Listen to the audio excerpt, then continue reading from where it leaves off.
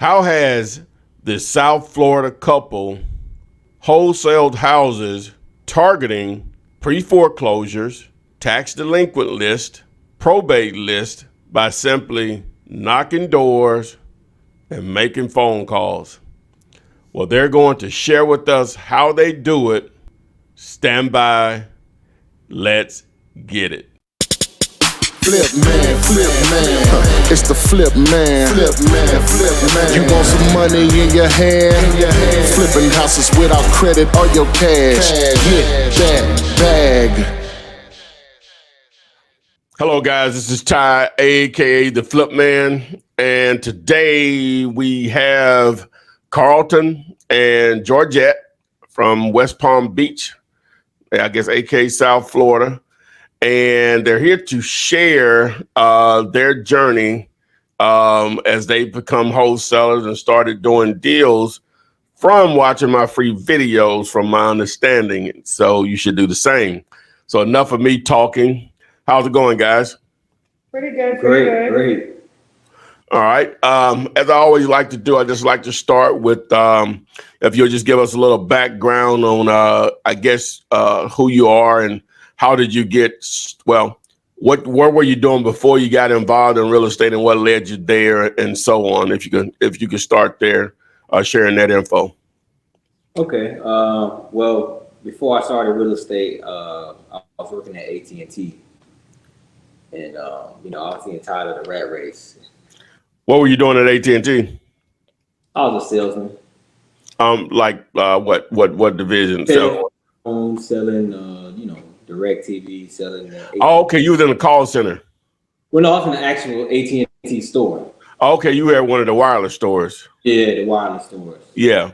Okay, I used to. I worked for Bell South, which used to be, its own entity, and then AT&T bought them back several years ago. But when I quit, it was still Bell South, but it's now AT&T or whatever. But go ahead with your story.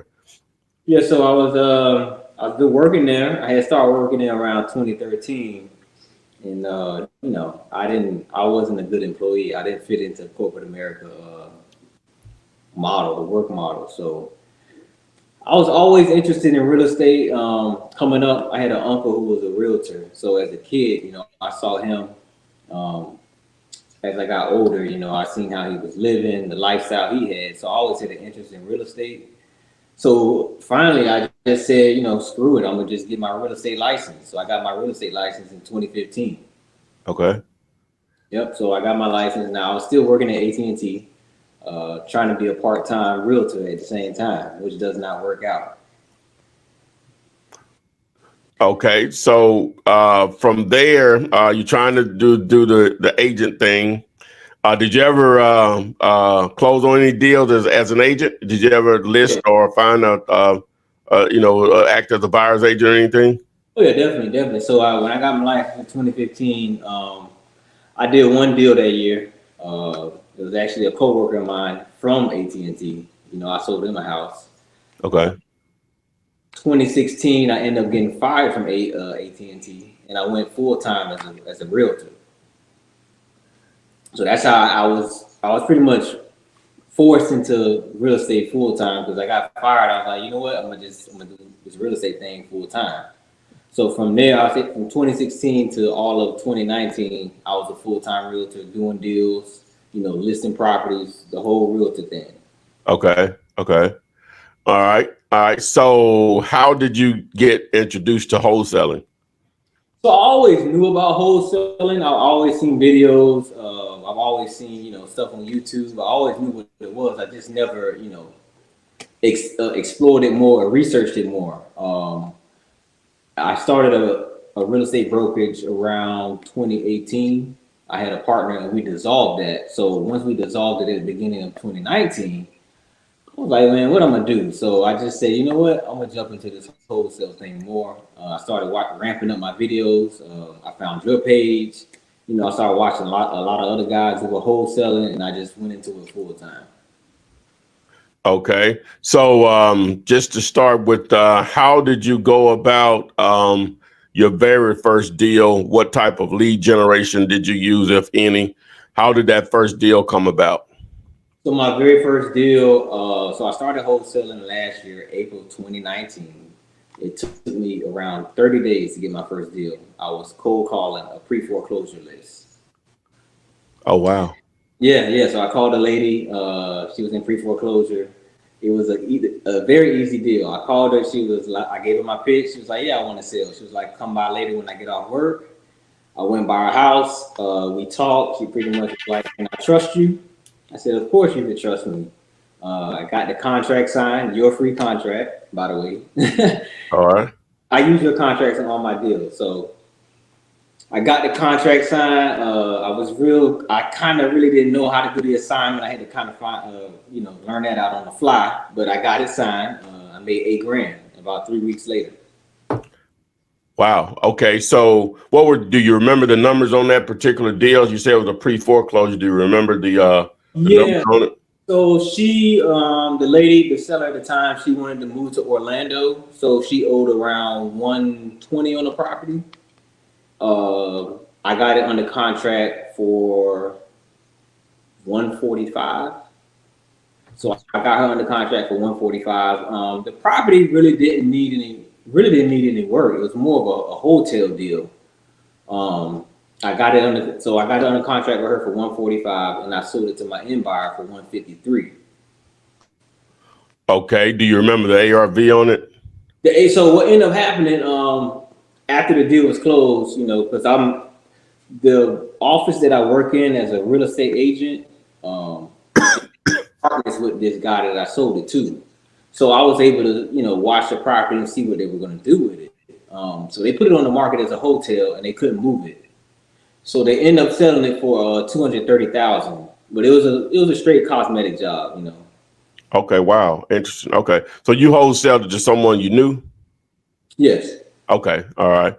All right. So you $8,000 in, you make that first deal just from cold calling a pre-foreclosure list. That's Gator, because a lot of those people are hard to find and get on the phone, and plus everybody's targeting them. All right. So that's April. So what is that?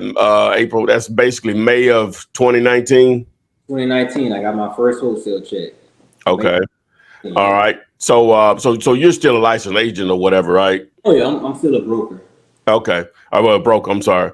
And so, how does as far as when you got ready to put the property on the contract, why didn't you use the normal board of realtors approved contract from the state of Florida? Well, I could have done that. Mm-hmm. But I decided to use your contract. It was so much simpler and easier. I didn't want to complicate things. Correct. It's just much easier, for me. I got you. All right. So do you are you still you generated that lead from pre-foreclosures. If you could just take us through what you're doing now as far as your different marketing methods and how you're generating leads on a daily basis. Okay, so fast forward basically a year later, which is now. I'm still working the pre-foreclosure list. The only difference now is I door knock my pre-foreclosures, and I'm working tax delinquent, probate, and absentee lists. Those are all cold called. Okay. I cold call all of those lists, and I follow up with text messages and a handwritten letter. I got you. Okay, so you got to go to follow-up game. Now on the door knocking with the pre-foreclosures, how are you approaching it whenever they open the door? Because I know you're getting all types of responses. What are you doing? Yeah. So what happened how I got into the door knocking? A guy I know that's in the mortgage industry. He started to take notice of my work last year. So he took me out to lunch and he sat me down and he talked with me and he told me, he's much deeper in the game, been in the game longer. He was like, "Carlton, I'm telling you, you need to start door knocking these pre-foreclosure leads," because he was doing it around the crash with the refinancing and all of that. He said, "You're going to get a better response rate and you're going to get a better close rate." So I took his advice on that. So when I door knock, it's nothing too complicated. Yeah, you're gonna get all kind of crazy stuff. Pretty much, when I approach them, I just present them with the option of tapping into their home's equity. That's how I present it to them. Okay. So from there, it can go so many different ways, but that's how I approach it. When you say tap it into the equity, if you could explain that a little more. Yeah, so basically, let's hypothetically say, bam, I knock on the door. I say my name. Hi, my name is Carlton. I'm with such and such. The reason for my visit today, I want to see if I can get 5 minutes of your time or tapping into your home's equity. Now, of course, I pre-qualified this list, so I know they have equity in their home. That's why I'm there at their property. So you're not chasing short sale opportunities, or so. No, you're not gonna get in that cat and mouse game. You want the equity to already be there. Yeah, I already know they have a ton of I'm looking for high equity properties. That has enough meat on the bone to where I can wholesale it in the end buyer. The investor can make a nice profit on a flip or hold or however they're going to do it. Okay, so how are you generating those pre-foreclosure lists? So actually here down here in South Florida, I have access to it on my MLS. Okay. So that's how I'm generating those leads. So they don't even do anything. How many counties are you covering? I know you got Broward and Miami-Dade. Yeah, I'm covering 3. So I don't go to Miami. Miami is a whole nother ball game. It's crazy down there. So I'm covering Broward, Palm Beach, and St. Lucie County. Okay. All right. Now the tax delinquent, you're able to access those same lists through your MLS service? No, I can't get it through the MLS, but I can go down to the clerk of courts and I'm able to do a records request, and I'm able to pull it that way. The probate, I'm able to pull it every month on the county website. Well, what are you looking for specifically whenever you're pulling the tax delinquent list? What are you looking for specifically? We're looking for, I would say, around at least 3,000. They're delinquent on the taxes, but when we see a absentee owner and we see that's in the state, we're definitely all over it. So those are 3 different types of motivation. They're behind at least $3,000. They're absentee on that property, and sometimes there are estates also. The property being an estate, so someone's going to inherit that property. So we'll reach out to the relatives. Oh, okay. So you said in a state, I thought you meant out of state. Okay, you mean you're looking Estate. for an estate opportunity where, okay, they're not, they've inherited the property, but they're not paying the taxes on. Yeah, that's a really good niche to target. Do you pay attention? I bring up out of state because that's what I thought you initially said. Do you have a high priority on out of state owners that may have delinquent property taxes?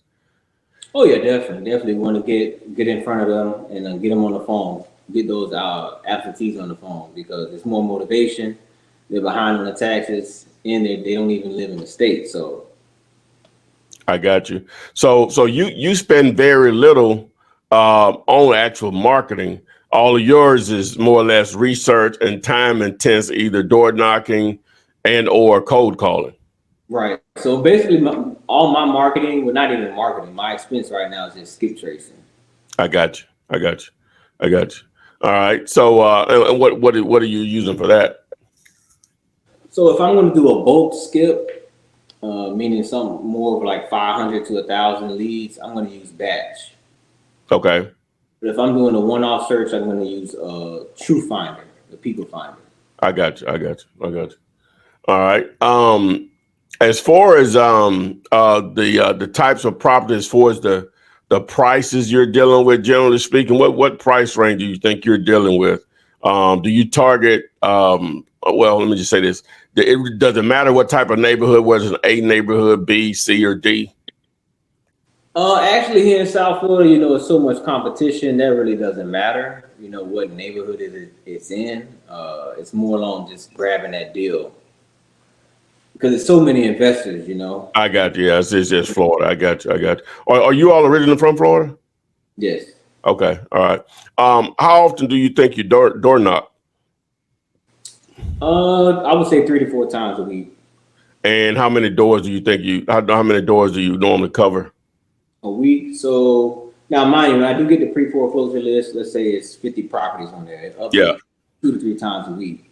Um, every single property on there is not. I'm not going to door knock them because Of course. they Of don't course. fit my criteria.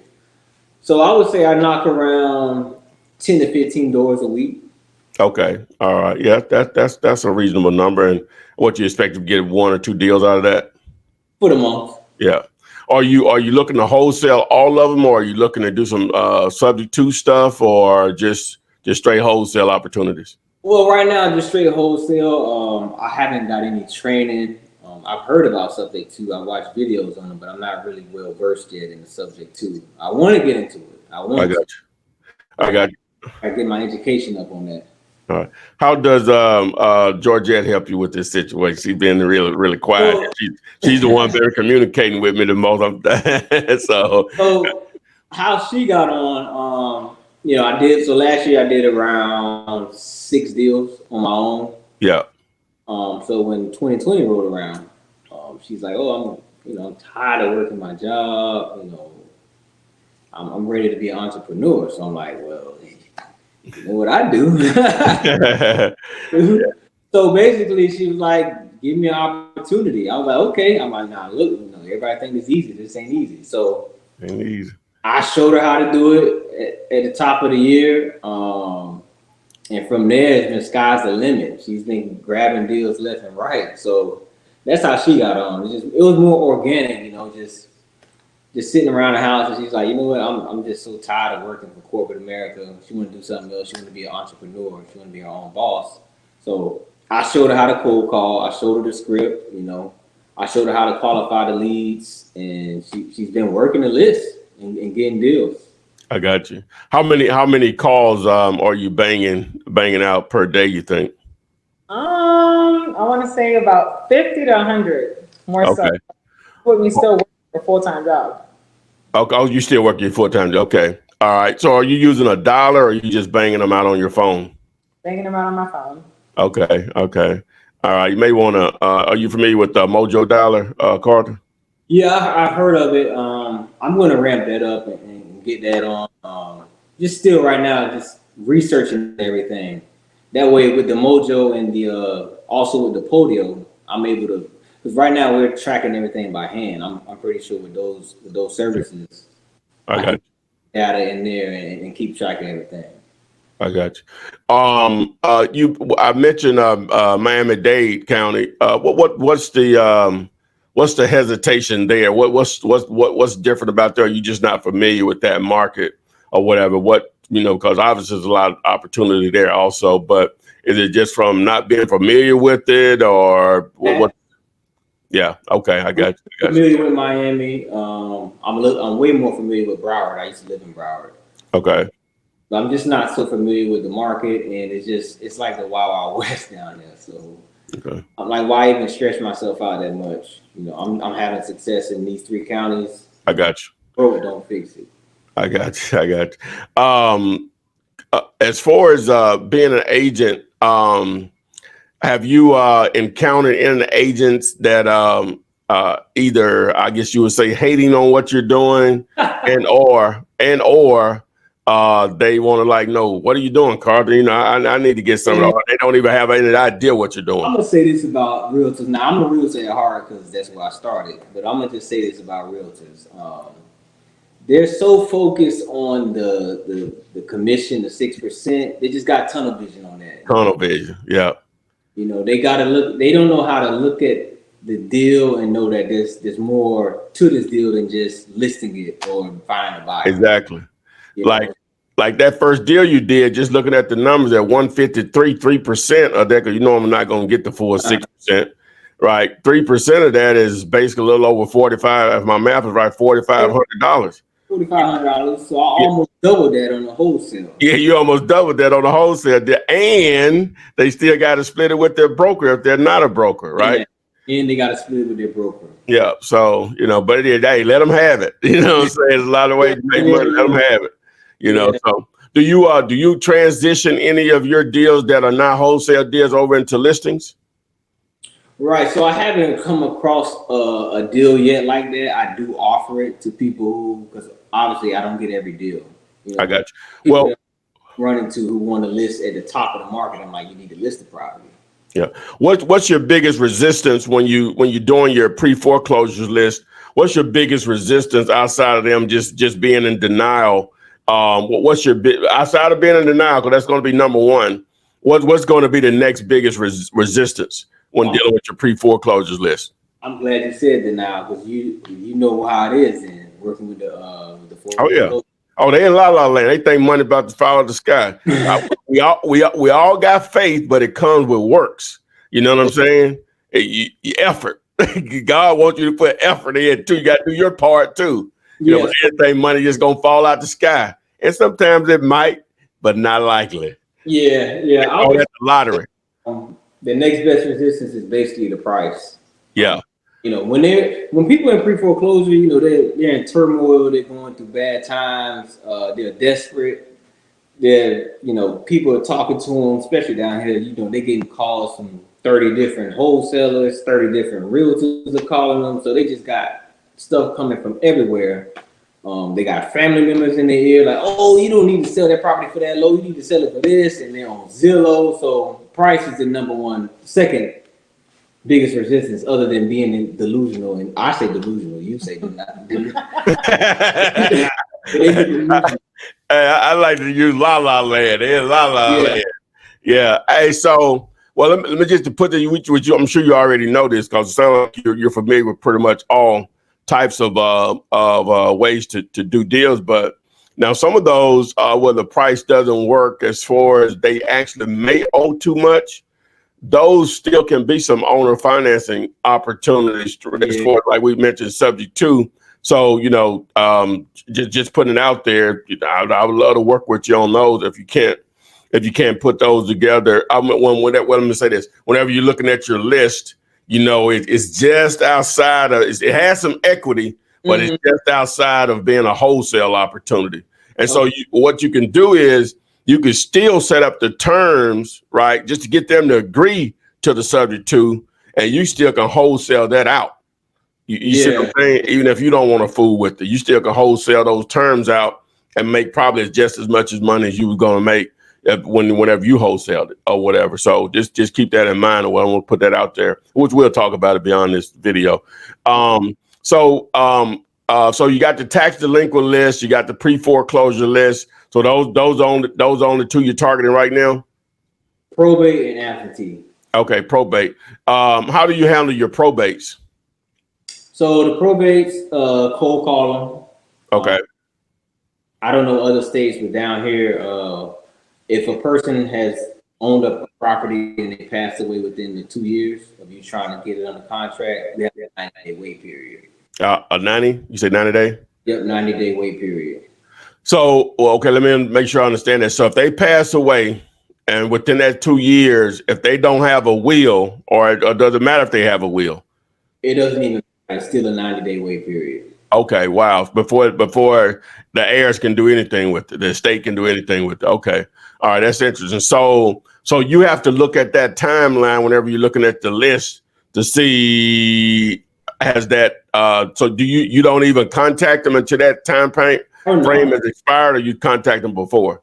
I contact them before and get it under contract, and we'll get everything locked down, and then we just waiting at that. I got you.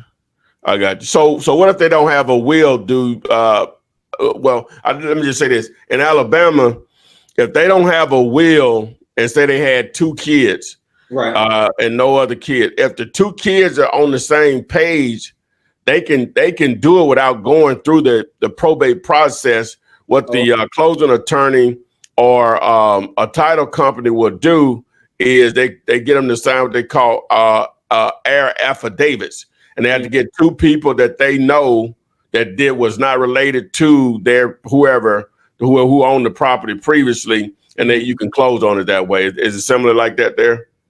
Yeah, so we can close early on if we want, but they wouldn't see the funds until 90 days.